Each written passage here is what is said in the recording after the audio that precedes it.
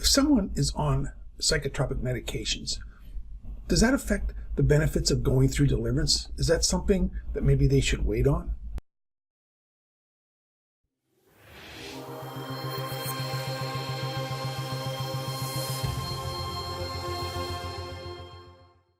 Many of our clients are on medications for depression, anxiety, or mental illness. They've come to us because they know there is a better way. Will we still minister deliverance? Do the medications hinder deliverance?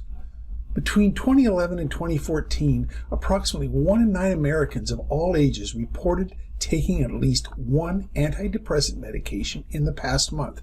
Now, that's from the Center for Disease Control and Prevention, the CDC, and that report came out in 2017.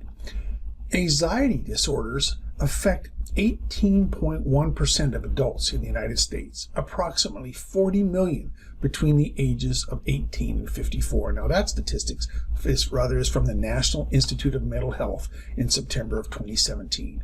Another report found that more than half of college students sought help for their anxiety issues. Researchers found that anxiety can impede learning, which often leads to lower academic achievement and performance. Now look at Above and Beyond. We've had good success working with many clients who want to be off the medications, believe and accept the notion that their issues are primarily spiritual, not physical or medical, and are willing to go through deliverance and walk it out afterwards. Our position as NCCA licensed clinical pastoral counselors and not physicians is unequivocal. Number one, we never encourage clients to stop their medications when they come to see us. Number two, we do not try to guilt or shame them for pursuing the pharmaceutical path. Those who find us have stirred up their faith for the power of God through deliverance to help set them free and get them back on the right track in their lives. Number three, we encourage them by telling them that the medications that they're on will not hinder the effectiveness of the deliverance process. Number four, if they desire, they can work with their physicians after deliverance to develop a reasonable plan to wean themselves off the drugs as they walk out their freedom. Now, there is one exception as to how we handle point 3 above. We use a 5-step process approach for deliverance, where our clients are actively engaged in the process and they prepare homework before the deliverance session, the deliverance ministry session, which is the 4th one. Now, here's the issue. If a person is indeed heavily medicated, their ability to listen effectively and do that homework can be an issue sometimes.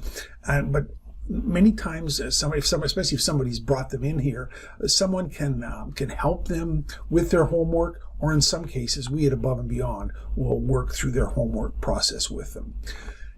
It can be a challenge, and we try to minimize the effects of the medications as follows. First of all, before each meeting, and certainly before the deliverance session, we will look into the person's eyes, hold their hand, and declare that the medicines will not hinder the effectiveness of what is to come.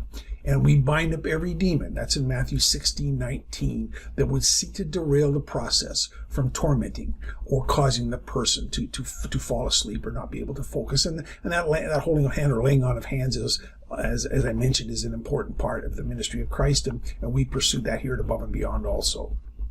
Then we loose the Holy Spirit on the person and speak forth vitality, focus, concentration, and good fruit coming forth. As with all things in the spirit realm, we encourage them to stir up their faith, and we link our faith with theirs for God to do a work. I estimate that maybe 10% of our clients come into the office with active psychotropic medication prescriptions. Some are active users, while others choose not to take the pills, really, unless they're desperate. We do believe that the root causes of, or the root sources, if you like, of most fear and depressions are spiritual, so that deliverance ministry can be useful in bringing freedom if the client stirs up their faith and does the homework that we ask. That's really what we look for, and we do not allow the medications to be a distraction or a barrier for that victory. I hope that's been of help to you. God bless you.